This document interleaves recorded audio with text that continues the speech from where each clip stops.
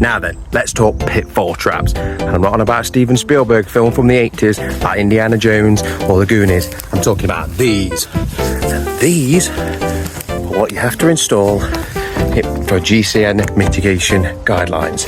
Let me explain.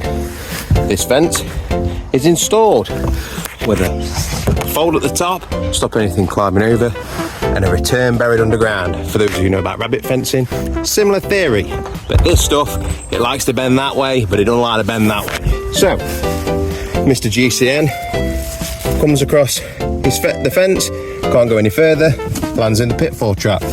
You got vegetation for cover. This is a mammal ladder, so if any unsuspecting vole or field mouse or anything else was to fall in, you can climb out. And last but not least, a float, because of course buckets hold water. Fills up to the top, anything that's in there that shouldn't be can hopefully get out. So that's pitfall traps. 30, that's not many for a site, but 30, know about it. Peace out. Another thing to mention when fencing a site to mitigate it for GCN, you're trying to exclude the site, stop anything getting on. But you end up with weak spots.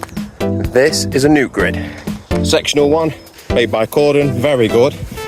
Get varying different types. RSJs welded together.